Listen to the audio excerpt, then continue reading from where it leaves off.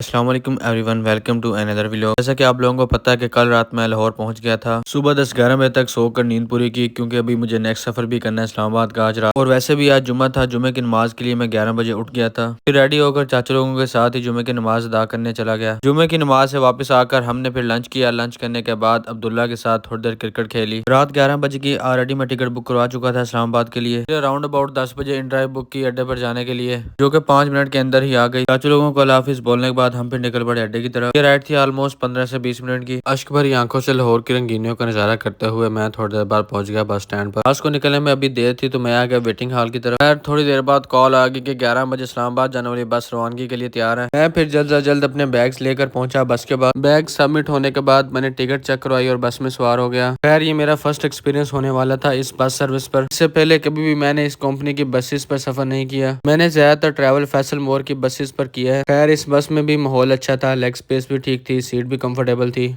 अब खैर यही दुआ थी कि खैर आफियत से इस्लामाबाद पहुंच जाएं। रात का सफ़र है और मुझे नींद भी काफ़ी आ रही है। कल भी दरअसल भावलपुर से लाहौर का रात का ही सफ़र था और आज भी लाहौर से इस्लामाबाद का रात का ही सफ़र है। इस वजह से सारा रास्ते मैंने तो अपनी नींद पूरी की है, क्योंकि नेक्स्ट मेरी अब फ्लाइट भी है, तो इस वजह से नींद का पूरा होना ज़रूरी है। अभी फ़िलहाल सुबह के 5 बज रहे हैं और हम इस्लामाबाद पहुँच चुके हैं। अभी फ़िलहाल मैंने अपने एक दोस्त को कॉल किया है, जैसे ही वो आता है उसके साथ जाकर नाश्ता करके आते हैं। तकरीबन 7 बजे के राउंड अबाउट मुनीब भी आ गया बाइक लेकर और हम फिर निकल पड़े नाश्ता करने के लिए। मुनीब इस्लामाबाद में यूनिवर्सिटी में स्टडी कर रहा है। मैंने इसे रात ही इन्फॉर्म कर दिया था जैसे ही मैं लाहौर से निकला हूँ, बट इसे हॉस्टल की रिस्ट्रिक्शंस की वजह से लेट हो गई। मुनीब मुझे सीधा ले आया एच सेक्टर में मौजूद कोटा होटल पर। यहाँ फिर मैंने जमकर नाश्ता किया चने और पराठे के साथ। नाश्ता करने के बाद हमने पी गर्मा गर्म चाय और वापस निकल पड़े अड्डे की तरफ। अब फिलहाल नाश्ता करने के बाद तबीयत हो चुकी है फ्रेश। अब वापस अड्डे पहुँच कर निकलते हैं एयरपोर्ट की तरफ। बस स्टैंड पहुँच कर मैंने कराई इन ड्राइव एयरपोर्ट के लिए। बाइक पर दरअसल हम एयरपोर्ट जा नहीं सकते थे, क्योंकि मेरे पास थे 3 बैग्स, इस वजह से इन ड्राइव करवानी पड़ी। मुनीब का शुक्रिया अदा करने के बाद मैं बैठ गया गाड़ी में और हम फिर निकल पड़े एयरपोर्ट की तरफ। अब ये ड्राइव थी तकरीबन 30 मिनट की यहाँ से एयरपोर्ट तक। खैर ये 30 मिनट तो ऐसे गुजरे के पता भी नहीं लगा। मैं अपनी सोचों में गुम था कि इतने में हम इस्लामाबाद एयरपोर्ट पहुंच गए। और ये सबसे हैवी ड्राइव होती है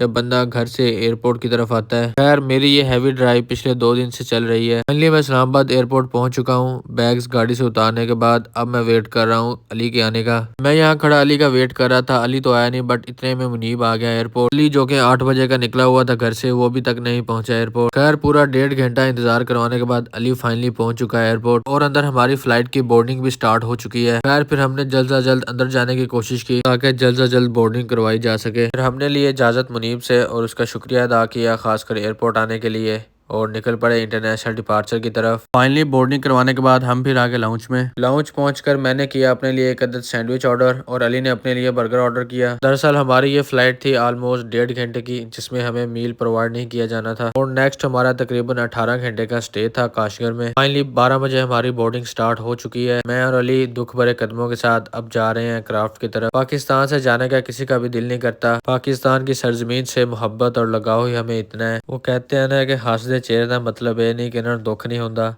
हम हंस तो रहे हैं, बट हम अंदर से बहुत ज़्यादा दुखी हैं कि हमें पाकिस्तान छोड़कर जाना पड़ रहा है। फाइनली हम जहाज़ में सवार हो चुके हैं। अभी कुछ देर बाद हमारी ये फ़्लाइट रवाना हो जाएगी काशगर के लिए। फाइनली हमारी फ़्लाइट ने इस्लामाबाद एयरपोर्ट से टेक ऑफ कर लिया है। इस्लामाबाद से काशगर जाती हुई इस फ्लाइट में ऑलमोस्ट मुसाफिर ना होने के बराबर थे। मैंने और अली ने इस चीज़ का फ़ायदा उठाते हुए फुल इंजॉय किया। अभी जो आपको मैं नज़ारा करवाने लगा हूँ गिलगित की पहाड़ियों का, इस फ्लाइट के पैसे इन पहाड़ियों को देख कर ही पूरे हो जाते हैं। गिलगित की इन पहाड़ियों का बर्ड व्यू देखकर बहुत ही इंसान एंजॉय करता है। खैर उम्मीद नहीं थी, बट फिर भी फ्लाइट वालों ने हमें पानी और साथ सैंडविच दे दिया। अब ये सैंडविच भी चाइनीज़ है, देखने से तो अच्छा लग रहा है। भूख तो भी खैर इतनी नहीं है, बट फिर भी अली ने सैंडविच खाना स्टार्ट कर दिया है। ये जो आप देख रहे हैं स्पेशल अली इस तरह सैंडविच खाता है। अली को खाता देखकर मुझसे भी नहीं रहा गया, मैंने भी फिर अपना सैंडविच खाना स्टार्ट कर दिया। अब हमारा जहाज ऑलमोस्ट कुछ ही मिनटों तक काशगर इंटरनेशनल एयरपोर्ट पे लैंड होने वाला है। फाइनली हम काशगर इंटरनेशनल एयरपोर्ट पर लैंड कर चुके हैं। सुना तो था कि काशगर एयरपोर्ट पर बहुत ज्यादा सख्ती होती है, आज देख भी लिया है। पूरे 2 घंटे जलालत के बाद अब हम फाइनली एयरपोर्ट से एग्जिट ले चुके हैं। इस जलालत की भी स्टोरी आपको सुनाता हूँ अपने टर्मिनल पर पहुंचकर। ये मैं स्पेशल बता रहा हूँ स्टूडेंट्स को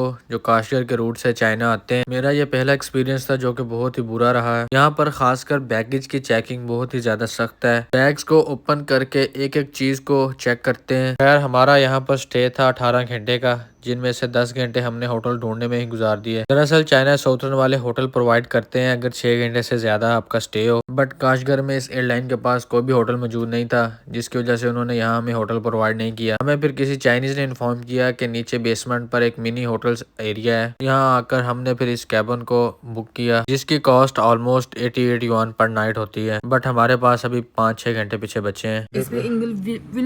Yes. 示范一下，我给你啊。Yeah. Technology. Okay. OK，然后可以。Okay, bye bye. 拜拜。 Have a- 卫生间在前面，里面没有卫生间。然后 OK。 Yes. 还有一个事情是那边有一个门锁开的按钮。 Good. एक छोटा सा रूम है मिल के। यहाँ पर अब हम स्पेंड करेंगे अपना बकिया टाइम। ओके। Thank you. अब मैं और अली हैं इधर अकेले।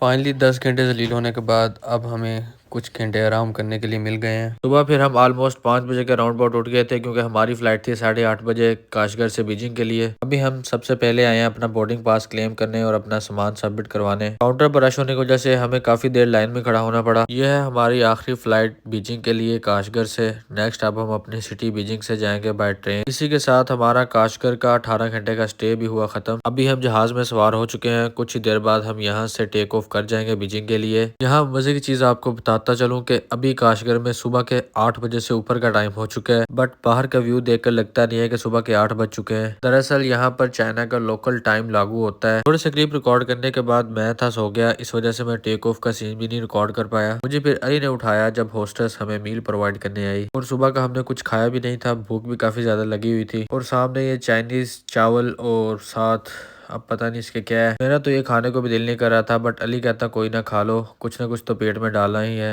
आखिरकार ये 6 घंटे की फ्लाइट भी हुई खत्म और अब हम फाइनली पहुंच चुके हैं बीजिंग के इंटरनेशनल एयरपोर्ट पर। और यहाँ से अब हमने लेनी है तकरीबन शाम को 7 बजे ट्रेन अपने शहर चिंदाओ के लिए। जहाज से उतरने के बाद हम सीधा आगे बैग कलेक्टिंग एरिया में। यहाँ से फिलहाल अपने बैगेज क्लेम करने के बाद हम फिर जाएंगे बीजिंग रेलवे स्टेशन, और वहीं पर जाकर कुछ हल्का फुल्का नाश्ता वगैरह भी करते हैं। बीजिंग एयरपोर्ट से ही सबवे के थ्रू अब हम जा रहे हैं railway station. Beijing railway station जाने के लिए एयरपोर्ट से रोड की निस्बत सबवे ही अच्छा रहता है। रात के 7 बज चुके हैं और अब हम फाइनली ट्रेन में सवार हो चुके हैं। ये ऑलमोस्ट हमारी 3.5-4 घंटे की ट्रेन है, फास्ट ट्रेन है, और ये हमें ऑलमोस्ट 3-3.5 घंटे में पहुंचा देगी चिंदाओ। ऑलमोस्ट 4 घंटों में फास्ट ट्रेन ने हमें पहुंचा दिया है चिंदाओ। अब बस यही है कि जल्द से जल्द हॉस्टल पहुंचे और कुछ खाने को हमें मिले। बहुत ज्यादा भूख लगी हुई है और सफर की थकावट हमें अलग से है। ट्रेन रुकते ही हमने अपने बैग्स कैबिन से निकाले और सीधा स्टेशन से बाहर आकर टैक्सी बुक की हॉस्टल के लिए। इस टाइम रश काफी ज्यादा होने की वजह से टैक्सी भी नहीं आ रही थी। फिर यहाँ पर खड़े एक लोकल चाइनीज हमारे पास आया, उसने हमें मुनासिब फेयर बताया, तो हमने फिर ऑनलाइन टैक्सी कैंसिल करके इसी के साथ जाना मुनासिब समझा। अपना सामान टैक्सी में एडजस्ट करने के बाद हम फिर निकल पड़े यूनिवर्सिटी की तरफ। पूरे 2 मंथ पाकिस्तान में